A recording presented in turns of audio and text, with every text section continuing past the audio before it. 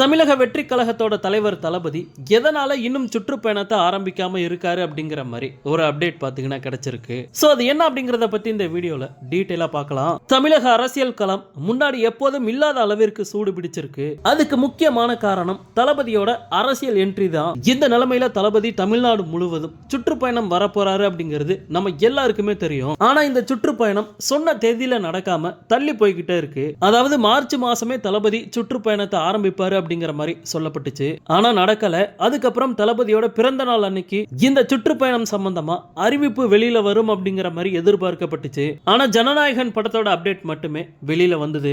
இந்த நிலைமையில தளபதி ஏன் இன்னமும் சுற்றுப்பயணத்தை ஆரம்பிக்காம இருக்காரு அப்படிங்கிற மாதிரி ஒரு அப்டேட் பாத்தீங்கன்னா கிடைச்சிருக்கு. அதாவது தமிழக வெற்றி கழகம் தேர்தல் ஆணையத்துல பதிவு செஞ்சுட்டாங்க. ஆனா கட்சிக்கான சின்னம் இன்னும் ஒதுக்கப்படல. சோ தேர்தல் ஆணையத்திலிருந்து அதிகாரப்பூர்வமா ஒரு சின்னத்தை வாங்கிட்டு அதுக்கப்புறம் சுற்றுப்பயணத்தை ஆரம்பிக்கலாம் அப்படிங்கிற ஒரு ஐடியால தளபதி இருக்காராம். ஏன்னா தேர்தலுக்கு இன்னும் 10 மாசம் தான் இருக்கு.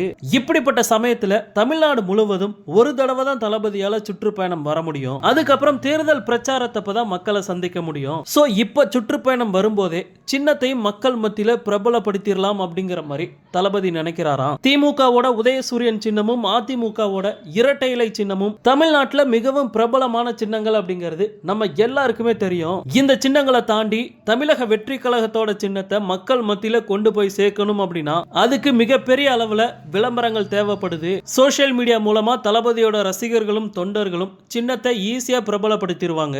ஆனா சோசியல் மீடியால இளைஞர்கள் மட்டும்தான் இருக்காங்க. 40 வயசுக்கு மேல இருக்க வாக்காளர்கள் மத்தியில சின்னத்தை கொண்டு போய் சேர்க்கணும் அப்படிங்கிறது சவாலான ஒரு விஷயமா இருக்கு. அதுக்கு தளபதி அவரோட சுற்றுப்பயணத்தை பயன்படுத்தினா மட்டும்தான் செய்ய முடியும். சோ இதனாலதான் சின்னத்தை வாங்கிட்டு சுற்றுப்பயணம் வரலாம் அப்படிங்கிற ஒரு முடிவுல தளபதி இருக்காராம். ஓகே நண்பா, இந்த நியூஸை பத்தி உங்களுடைய கருத்து என்ன அப்படிங்கறத கமெண்ட்ல சொல்லுங்க. தளபதியோட எல்லா அப்டேட்டையுமே மிஸ் பண்ணாம பார்க்க நம்ம சேனலை சப்ஸ்கிரைப் பண்ணி சப்போர்ட் பண்ணுங்க. தேங்க்யூ.